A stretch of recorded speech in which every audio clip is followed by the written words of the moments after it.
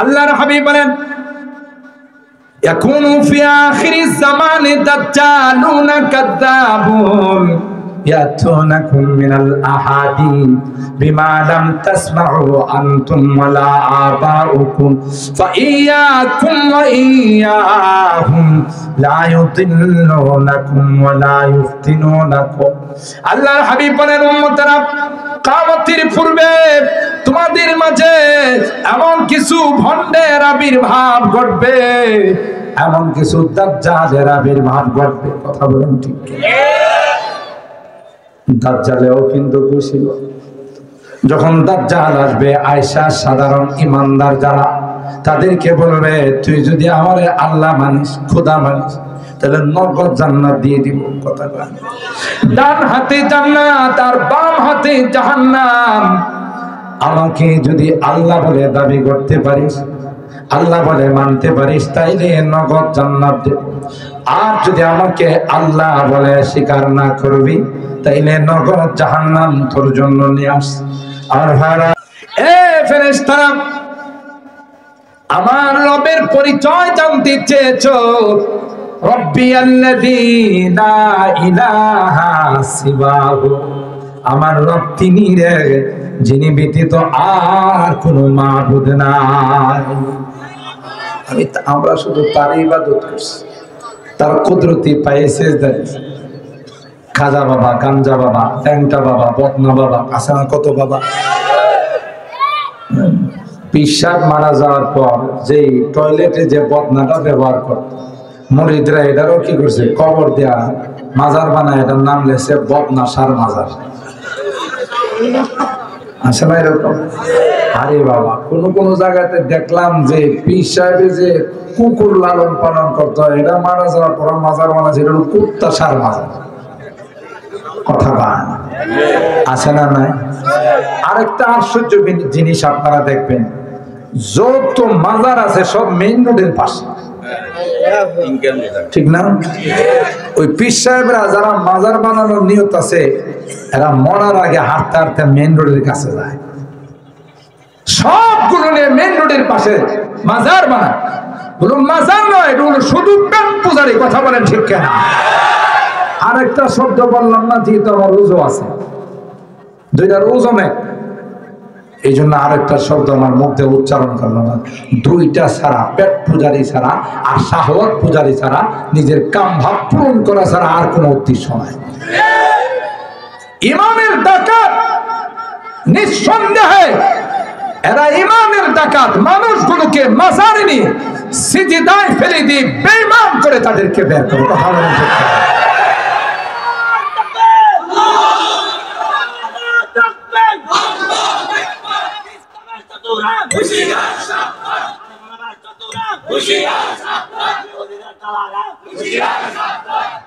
সম্মানিত সুধী, এরা হলো ইমানের ডাকাত, ঠিক না?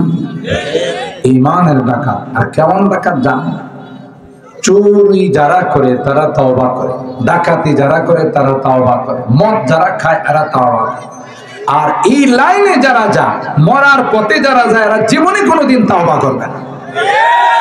আমরা যে ওয়াজ করি, বয়ান করি, এই যে ওলামায়ে কেরাম, কওমি ওলামায়ে কেরাম, বিভিন্ন ওলামায়ে কেরাম যারা আমরা কথা বলি, ওরা কি কই জানেন? এই মোল্লারা তো শরীয়ত জানে, আমরা জানি মারিফত, ঠিক না? ওরা জানে মারিফত। মারিফত আর শরীয়ত বলে ভিন্ন। দুধ ছাড়া কোনোদিন ঘি হয়? শরীয়ত হলো দুধের মতো, আর মারিফত হলো ঘির মতো। কথা বলেন ঠিক কিনা? ওরা মারিফতের লাইনে যায় কি কয় জানে? নামাজ নাই, রোজা নাই, আল্লাহ নাই, বিল্লাহ নাই, পাক পবিত্রতা নাই। কোন কোন পীর আমি নিজের চোখে দেখছি বৎসরে একবার গোসল করে। হ্যাঁ, কি পীর না আন্তর্জাতিক খারাস? কথা বলে, এটা আমার চোখের দেখা। আমার সেন্ট্রাল মসজিদ, মিরপুর কেন্দ্রীয় মসজিদ, ওখানে আমি প্রায় হাঁটতে বাইরে সকালবেলা। একদিন দেখি আমার মসজিদের পাশে এক মার্কেটের সামনে সকালবেলা প্রচুর মানুষের ভিড়। তো আমি কৌতূহল বশত একটু আগাইলাম যে কেউ অ্যাক্সিডেন্ট করলো কিনা। সকালবেলা তো গাড়ি ঢাকা শহরে বেপরোয়া চালায়, মনে হয় কেউ অ্যাক্সিডেন্ট করছে, তাকে মাথায় পানি দিতেছে, এই মনে করে একটু আগাইলাম। ইয়া আল্লাহ, যত আগাই তত দিকে এমন ইনটেক সেন্ট বাইরা, যে সেন্টের কারণে আমার নাকের মধ্যে রুমাল দেওয়া ছাড়া বিকল্প নাই। একটু আগায় দেখি যে আসল পীর সাহেব বসে রয়েছে, দাড়ি আর মুখ সমান সমান, হে বসে রয়েছে, এর সামনে দুনিয়ার ফল ফ্রুট, আর নারী পুরুষ সবাই বসে বসে কেউ কেউ আস্তে আস্তে বাবা বাবা একটা সন্তান, একটা সন্তান। কি চায়? বাবার কাছে সন্তান চায়। ইমান আছে না গেছে? আমি ইয়া আল্লাহ, এই গজব সকালবেলা কোত্থেকে নাজেল হলো? তা আমি একটা রেজে গেলাম, উনি কে? উনি কামেল বাবা। আমি বললাম বাবা তো কামেল, তার সেন্টে বোঝা যাইতেছে, যে সেন্ট বাইরিতেছে, যে বদবু আর দুর্গন্ধ বাইরিতেছে, এটা বোঝা যাইতেছে কামেল না হলে এই দুর্গন্ধ বাইরিত না। কথা পায় না। আচ্ছা, ঘটনা কি? এই শরীর থেকে দুর্গন্ধ কেন বের হচ্ছে? কারণ কি? আমাদের বাবা বছরে একবার গোসল করে। আমি বললাম হে কি মাঝখানে কোনো নাপাক টাপাক হয় না? নাপাক হলে এটা উড়ে চলে যায়। হ্যাঁ, নাপাক বলে উড়ে চলে যায়। আস্তে একটা ভণ্ড, কথা আসতে পেন। আপনি এখন দেখছেন এখানে, একটু করে দেখবেন চট্টগ্রাম। আমি বললাম তাহলে তো কামেল, কারণ আপনি ইবলিসরে যদি এখন দেখেন এখানে, একটু করে দেখবেন ইতালিতে, জাপান, জার্মানি। বুঝেন? বেঈমান হচ্ছে। এদেরকে বলা হয় আমরা আছি মারিফত নিয়ে। আমাদের উলামায়ে কেরাম বলেন এটা মারিফত নয়, মরার পথ। কথা বলেন ঠিক কিনা? আবার কি কয়? নামাজ নাই, রোজা নাই, আল্লাহ নাই, বিল্লাহ নাই। জিজ্ঞাসা করলে নামাজ পড়েন না, তো উপরওয়ালার ইচ্ছা। হে বলে নামাজ পড়বো, ইচ্ছা কার? এই কথা কই, এই গান গায়, যেমনি নাচাও তেমনি নাচি, পুতুলের কি দোষ। যে আমার তো কোনো ইচ্ছা নাই, আমি তো পুতুল, যেমনি নাচাই। আমি কই আরে এত সুন্দর কথা কইছি। কবিতা কি এক লাইন দেওয়া হয় না, 2 লাইন লাগে, 2টা অংশ লাগে, 2টা মিশ্রা বলি আমরা, 2টা অংশ লাগে। এত একটাই কইছে, আরেকটা কই। তো এই জন্য আমি এটা সুন্দর তার ব্যক্তি। এই সকল ভণ্ডরা যখন মারা যাবে, আল্লাহ আচ্ছা তালে পিটানোর জন্য লোহার তরমুজ দিয়ে আমা ও আসম ওই ফেরেশতাদেরকে আল্লাহ লাগাবেন, যে দেখবেও না, শুনবেও না। এদেরকে আল্লাহ বলবেন যে আন্দা দুন্দা পিটা। কথা বলেন ঠিক কিনা? এটার আন্দা দুন্দা শব্দের অর্থ হলো পিটন পড়লো কিনা এটা দেখার বিষয়, কোন জায়গায় পড়লো এটা দেখার। যেমন হারানো মানিককে সিলেটওয়ালারা আন্দা দুন্দা পিটাইছে। কথা কয়, হারানো মানিককে সিলেটের বর্ডারে যখন পাইছে সবাই, ওই বেচারা কলা পাতাতে শুয়ে ছিল, তারপরে বাঁচতে পারে না। কথা পায় না, কলা পাতাতে শুয়েছিল, দাড়িও রাখছিল। কথা কান। একজনে দাড়ি সারা জিন্দিগি রাইখা বাঁচতে পারে না, ওই দাড়ি শেষ করে বানাইছে। আরেকজনে পরবর্তীতে রাইখাও বাঁচতে পারে না। কেন? ইন্নামাল আমালু বিন্নিয়াত। দুইটারই নিয়ত সহি ছিল না।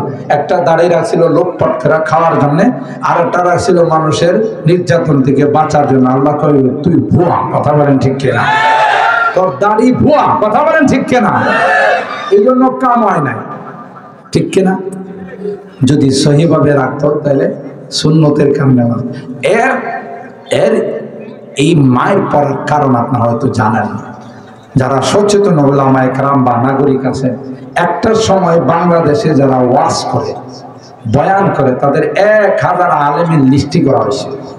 মনে আছে আপনাদের? আদালতের নির্দেশে 1000 আলেমের লিস্টি করা হয়েছিল। আর ওই কুলাঙ্গার আদালতের মধ্যে বসে বলেছিল, তাদের দুদককে ডেকে বলেছিল যে তদন্ত করে তাদের ইনকামের মধ্যে ট্যাক্স লাগানো দরকার। ঠিক না বে? ঠিক। আল্লাহ আলেম আমাদেরকে ডাক দেয়া কাজ, এ নায়েবে রাসূল, তোরা টেনশন করিস না, এমন একটা সময় আসবে রে, যে সময়ে ইনকাম ট্যাক্স তোদের উপার্জনের মধ্যে নয়, ইনকাম ট্যাক্স লাগবে তার নিচের অংশের মধ্যে। যখন সিলেটের মানুষ হারানো মানিক পাইছে, কথা বলেন ঠিক কিনা, পাওয়ার হওয়ার পর এমন ভাবে শরীক হয়েছে, ডাক্তাররা পরবর্তীতে সাংবাদিকদের সামনে কয়, যা রিপোর্টে পাওয়া গেছে নিচের অংশ সব শেষ। এটা কারণ কি? ওই যে আলেমুল আমাদের ট্যাক্স লাগাইতে গেছিল, আল্লাহ কয় এখন তুই হিসাব করে দে, ট্যাক্স আলেমুল আমাদের উপরে লাগছে তার তোমার নিচের অংশের মধ্যে লাগছে। কথা বলে এটার কারণ হলো যারা পিটাইছে এরা কই পিটন করতেছে এটা দেখার পেছনে পিটাইছে। আচ্ছা তাহলে কথা বলেন ঠিক কেন? ফেরেশতাদেরকে আল্লাহ বলবেন পিটা, এই বন্ধকে পিটা, চোখ বন্ধ কান বন্ধ, চিৎকার করলেও শুনতে পারবি না, আর যদি গায়ে দেয়া রক্ত বের হয় তাও দেখতে পারবে না, শুধু পিটাইতে থাকবে। কথা বলেন ঠিক? আর তবু পিটানোর মধ্যে যেন শক্তিটা বেশি আসে, এই জন্য হেজে কবিতার অংশটা দুনিয়াতে কইছিল, বাকি অংশটা তারা বলবে আর পিটাবে। দেখবেন আপনারা লেবাররা যখন কাজ করে, বিদ্যুতের পিলার বসায়, বড় বড় গাছ নামায়, ৩-৪ জন মিলে যখন টান দেয়, শুধুই টান দেয় না, কিছু কয়, একসাথে মিল্লা গীত গায়, গায় না?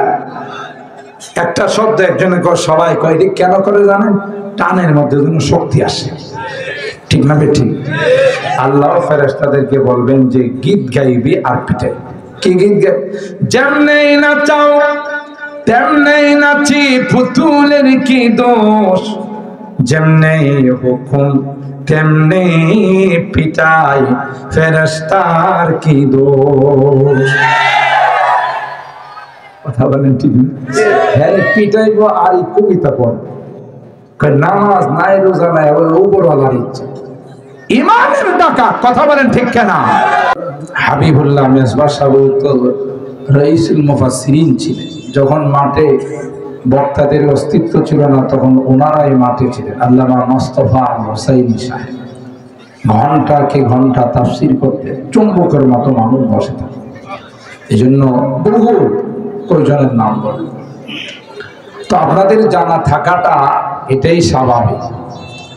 যে দোয়াটা আমাদের ইমাম এবং খতিবগণ আমাদেরকে শিখাইছেন, আল্লাহুম্মা, সকলে পড়ুন, আল্লাহুম্মা বারিক লানা ফি রজব ওয়া শাবান ওয়া বাল্লিগনা রমাদান। মাশাআল্লাহ, সকলেরই মুখস্থ আছে। আল্লাহর হাবিব আমাদেরকে বরকতময় দোয়া শিখাইছে যে তোমরা আল্লাহর কাছে দোয়া করো, হে আল্লাহ আপনি আমাদের জন্য বরকতময় করে দিন রজব এবং শাবানকে, ওয়া বাল্লিগনা রমাদান, রমাদান পর্যন্ত পৌঁছার আমাদের হায়াতে বরকত দান করুন। বলুন সকলে আমিন।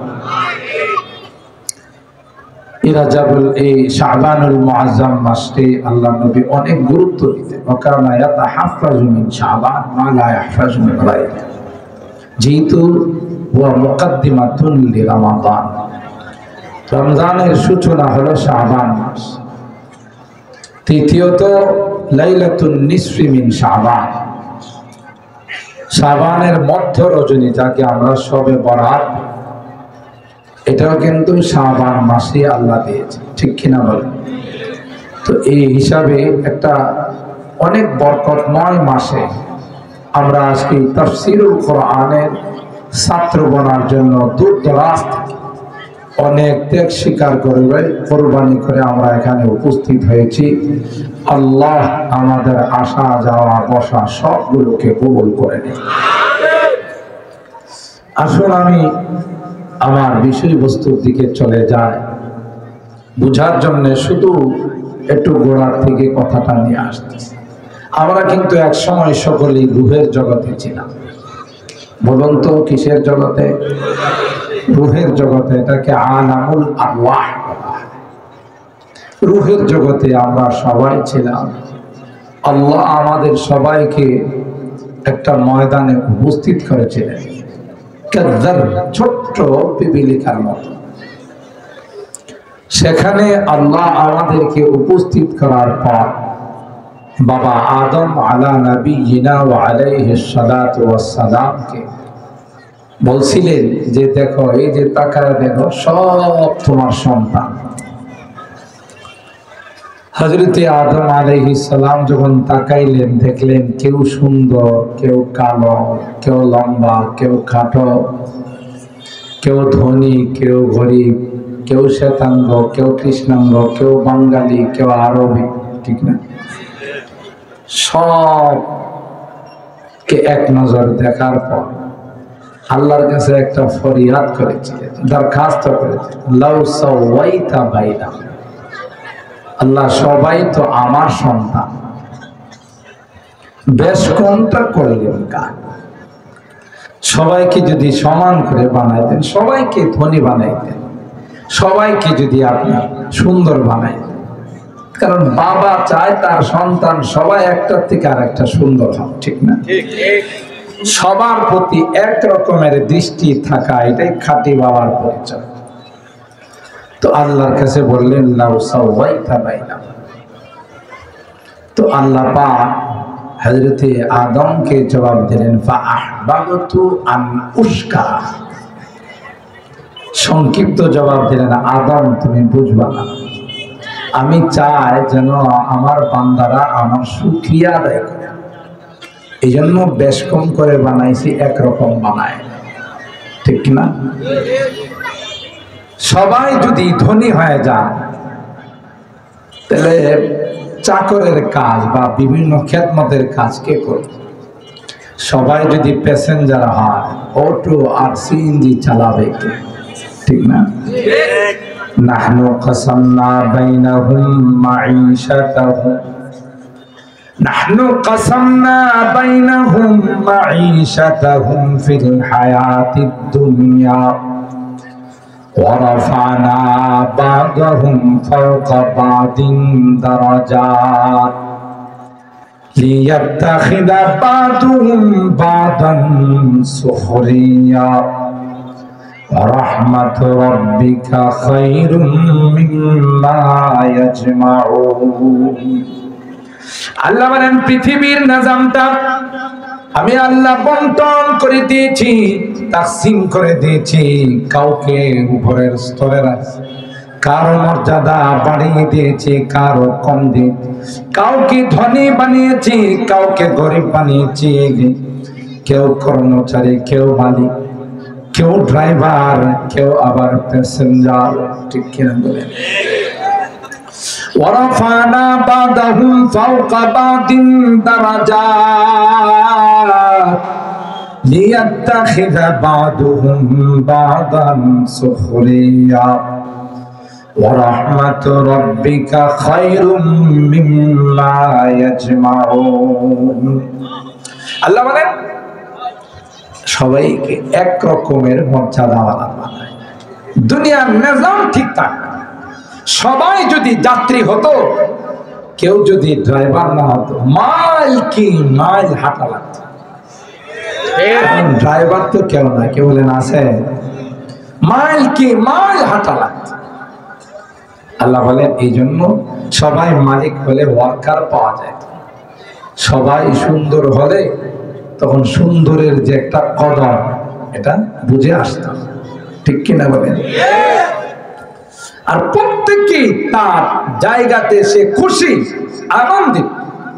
এই যে রিক্সাওয়ালা রিক্সা চালায়, অটোওয়ালা অটো চালায়, যারা দিন মজুর লেবার কাজ করে, তারা কি বেজার না খুশি? প্রত্যেকে যার যার কর্মস্থলে খুশি, আনন্দিত। মাঝে মধ্যে দেখবেন নৌকাওয়ালা নৌকা চালায়, খালি থাকলে পালোড়ায় আর নৌকা টান দেয়, আর মনের খুশিতে সোনা বন্ধুর গান গায়, কথা কয় না। এটা কি বেজার হওয়ার কারণে না খুশি হওয়ার কারণে? রিক্সাওয়ালা দেখবেন যখন যাত্রী থাকে না, খালি যায়, ওরে বাবা কি যে গানে টান দেয়। হে যদি এই কথা মনে করতো, হাই রে কপাল, এবারে আল্লাহ ধনী বানাইছে, ওইটা পায়ের উপরে পা দেওয়া বসে সারা একটু একটু করে টান দেয়, ঠিক না? আর আমারে বানাইছে আল্লাহ ড্রাইভার, আমি তাকে নিয়ে কত কষ্ট করে যাই, তাহলে কি সে দুনিয়াতে চলতে পারত? প্রত্যেকে তার অবস্থানে সে খুশি। তো আল্লাহ রাব্বুল আলামিন সাইয়্যিদনা হযরতে আদম আলা নবিয়িনা ওয়া আলাইহিস সালাতু ওয়াস সালাম কে বললেন ফাআবাতু আন উশকারা, আমি চাই আমার বান্দারা যেন আমার শুকরিয়া আদায় করে। ধনী গরিবকে দেখে, গরিব ধনীকে দেখে, সুন্দর কালোকে দেখে, লম্বা খাটোকে দেখে, ঠিক কিনা বলে? সবাই যার যার অবস্থানে থেকে এরা যেন আমার শুকরিয়া আদায় করে। যাই হোক, হযরতে আদমকে আল্লাহ রাব্বুল আলামিন এই জবাব দিলেন, সকলকে ওখানে একত্রিত করে তাওহীদের সবক দিয়েছে। ই'লামু আন্নাহু লা ইলাহা গায়রু ওয়া লা রাব্বা গায়রু ওয়া লা তুশরিকু বি শাইআ, আমি ব্যতীত তোমাদের কোনো রব নেই, তোমাদের কোনো ইলাহ নেই, আমার সঙ্গে কাউকে শরীক করা যাবে না। এই গুরুত্বপূর্ণ তিনটা পাপ আমাদেরকে দেওয়ার পর আবার আমাদের কাছ থেকে উসুল করছে। বলো আমি যা বললাম তোমরা তার স্বীকৃতি দাও। আমরাও একসঙ্গে বলছি লা ইলাহা লানা গায়রু ওয়া লা রাব্বা লানা গায়রু ওয়া লা নুশরিকু বিকা শাইআ। আমরা এই স্বীকৃতি দেওয়ার পর আল্লাহ তাআলা বলেন, কথা তো বলছো ঠিকই, স্বীকৃতিও দিলা ঠিক, কিন্তু দুনিয়াতে গেলে তো মনে থাকবে না, দুনিয়াতে গেলে তোমরা এটা ভুলে যাইবে। এই জন্য এই স্বীকৃতির উপর আমি 7 আসমান 7 জমিন তোমাদের বাবা আদমকে সাক্ষী রাখলাম। সুবহানাল্লাহ।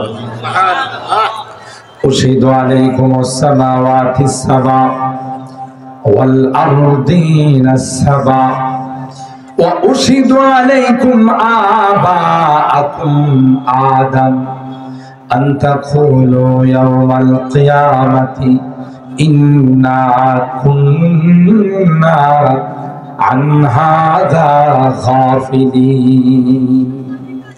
আল্লাহ বলেন, গোলামের দান, তোমাদের এই সবক মনে রাখার জন্য আমি আল্লাহ যুগ যুগে নবী রাসূলদেরকে প্রেরণ করব, আসমানি কিতাব নাযিল করব। ইউযাক্কিরুনাকুম আহদি ওয়া মিসাকি, রূহের জগতের অঙ্গীকার তোমাদেরকে মনে করিয়ে দেওয়ার জন্য, তোমরা যেন ভুলে না যাও। আল্লাহ কয় আমি সেই ব্যবস্থা করে দিলাম। আর জনে কথা বলতে না বড় আওতা কুলু ইন্নামা আশরাকা আবাউনা মিন ক্বাবল ওয়া কুননা যুররিয়াতাম মিন বা'দিহিম আফাতুহলিকুনা বিমা ফাআলাল মুবতিলুন। এই কথা যেন বলতে না পারো, আমি কিন্তু সিস্টেম করে দিয়েছি। ওখান থেকে আল্লাহ তাআলা আমাদেরকে দ্বিতীয় জগতে পাঠাইলেন। এই জগতের নাম হলো আলামুল আরহাম, মার পেটের জগৎ। ওখানে আল্লাহ আমাদেরকে দ্বিতীয় পর্যায়ে পাঠাইছে। মার পেটে যাকে আল্লাহ যতদিন রাখার ইচ্ছা ছিল ততদিন রাখছে। কেউ কেউ মার পেটের মধ্যে 2 বছরও ছিল। কথা বলেন ঠিক কিনা?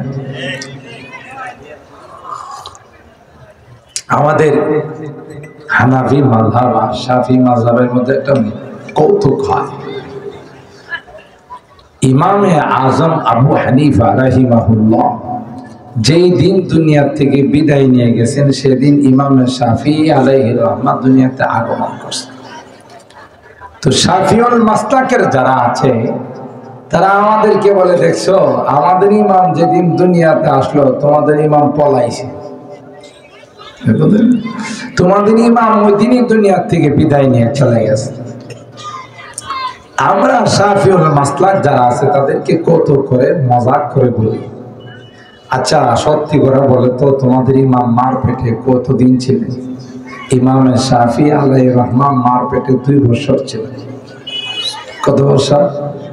তা হানাফি যারা এরা বলে একটা মানুষ সর্বোচ্চ 10 মাস 10 দিন হয় 8 মাস।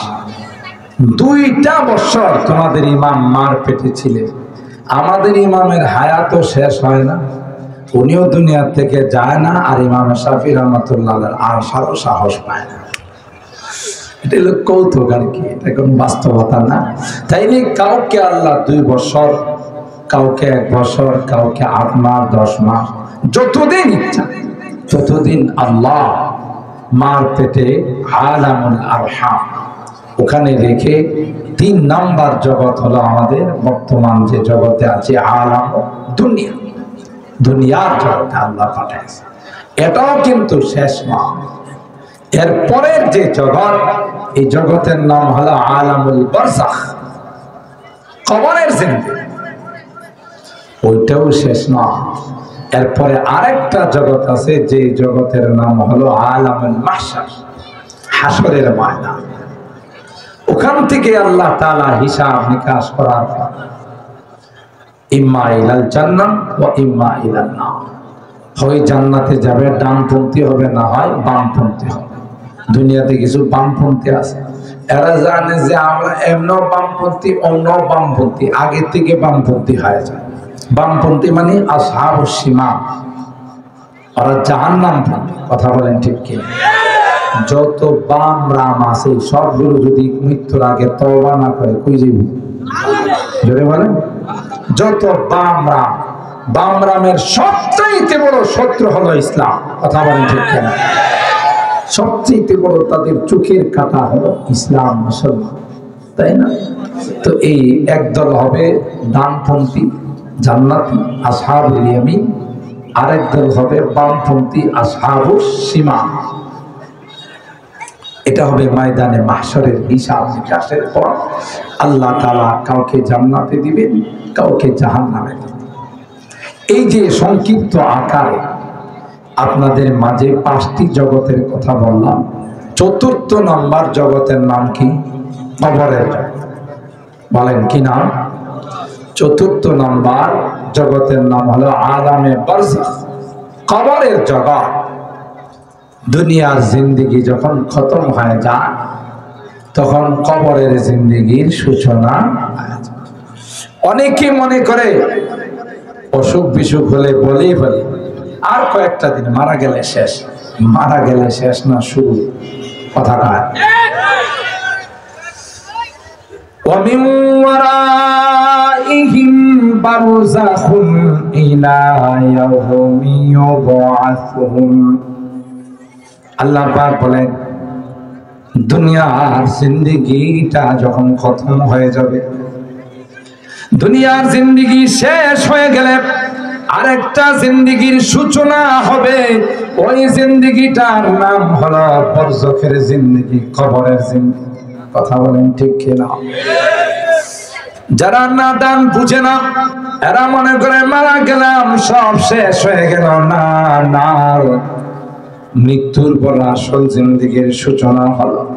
মौत को समझा है गाफिल इख्तिताम जिंदगी, मौत को समझा है गाफिल इख्तिताम जिंदगी, दर हकीकत मौत है सुबह हयाते जिंदगी।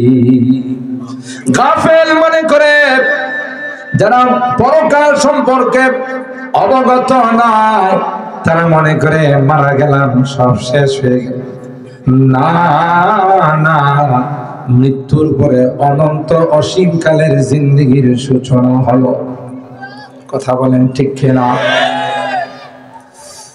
দুনিয়াতে তোমার জিন্দেগিটা যেরকম ছিল, দুনিয়াতে জিন্দেগিটা যেরকম বানাইছো, পরকালের জিন্দেগিটাও সেরকম হবে।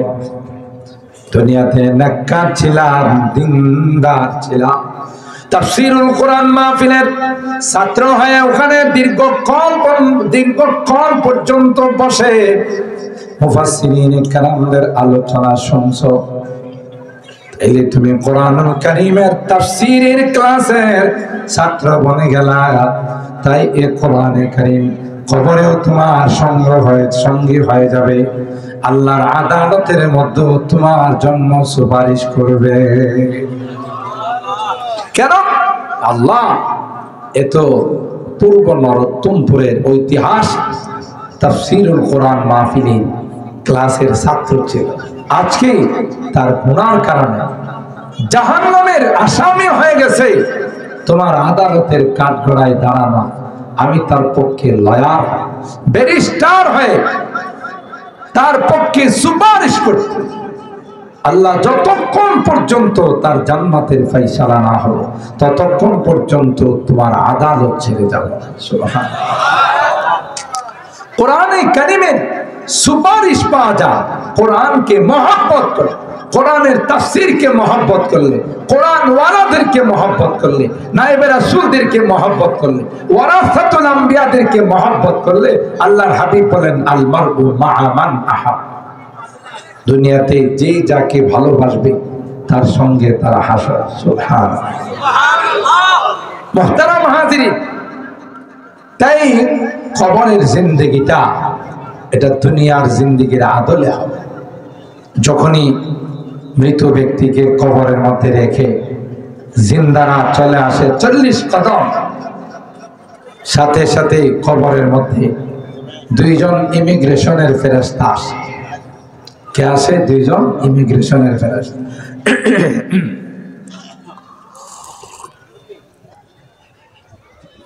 আয়েশাই তাকে বেশ কয়েকটি 3টি প্রশ্ন তাকে, যে তুমি যে বর্ডার ক্রস করলা, দুনিয়ার বর্ডার ক্রস করে বরজকের বর্ডারে পা রাখলা, তোমার হাতে কি পাসপোর্ট আছে? মার রব, তোমার রব কি? তার মানে তুমি পাসপোর্ট দেখাও তুমি কোন দলের অনুসারী ছিলা, কোন ধর্মের অনুসারী ছিলা। মার রব, তোমার রব কে? 2 নাম্বার প্রশ্ন হবে ওমা দীনু, তোমার ধর্মের পরিচয় দাও। 3 নাম্বার প্রশ্ন করবে মুনকার নাকির, ওই দুইজন ইমিগ্রেশনের পুলিশ, ওমান হাযার রাজুলুল্লাযী বুইসা ফিক, ওই যে দেখা যায় শোরুম পদ করে দাও, কানেকশন করে দাও, তার পরিচয় বলো, তিনি কে?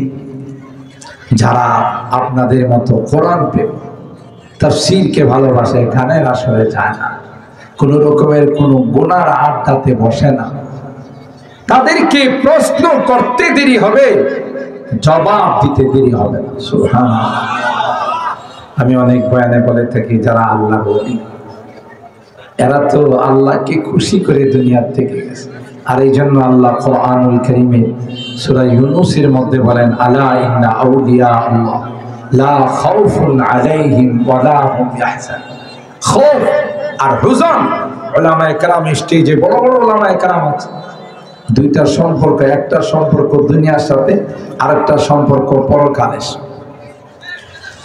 লা খাউফুন আলাইহিম ওয়া লা হুম ইয়াহজানুন, আল্লাহকে খুশি করে যারা দুনিয়া থেকে গেছে, আল্লাহ বলেন তোমার আওলাদ ফরজন, আত্মীয় স্বজন, বিবি বাল বাচ্চা, কাহারও সম্পর্কে তোমার কোনো টেনশন নাই, আমি আল্লাহ তাদের জিম্মাদার। ওয়ালা হুম ইয়াহজানুন, পরকালের যত ঘাটিগুলো আছে একটার জন্য তোমার কোনো টেনশন নাই। সুবহানাল্লাহ। আল্লাহর ওলি আল্লামা নাসাফি রাহিমাহুল্লাহ মতনুল আকায়েদিন নাসাফিয়্যা, শরহুল আকায়েদের যে মতন, তার লেখক আল্লামা নাসাফি রাহিমাহুল্লাহ, তিনি এত বড় মাপের আল্লাহর ওলি ছিলেন। দুনিয়া থেকে যাওয়ার পর তার এক শাগরেদ তাকে খাবে দেখলেন, জিজ্ঞাসা করলেন উস্তাদজি আপনি কেমন আছেন? মুনকার নাকিরের প্রশ্নের জবাব দেওয়া কি সম্ভব হয়? তিনি মুচকি হাসি দিয়ে বলেন বাবা, মুনকার নাকির যখন আমাকে প্রশ্ন করার জন্য আসলো, আমি মুনকার নাকিরকে বললাম এটা কি পদ্য আকারে দিব না গদ্য আকারে? সুবহানাল্লাহ। তোমাদের 3 প্রশ্নের জবাব এমনি আমি বলবো না কবিতা আকারে বলবো? আল্লাহু আকবার বলেন। মুনকার নাকির কয় কবরে আসার পর প্রশ্ন করলে হিমশিম খায়া যা, কি করবো না না করবো। আর এই বেটা বলে কবিতা আকারে বানায় রয়েছে। সুবহানাল্লাহ। তখন বললেন আল্লাহর ওলি আপনার এই 3 প্রশ্নের জবাব কবিতা আকারে শুনতে চাই। তখন তিনি বললেন তাইলে তোমরা শোনো, আমি জবাব দিই। তোমাদের প্রথম প্রশ্ন ছিল মান রাব্বুক, এই প্রশ্নের জবাব নো রব্বিয়াল্লাযী লা ইলাহা সিওয়াহু ওয়া নবী মুহাম্মাদুন মুস্তাফাহু। আল্লাহু আকবার।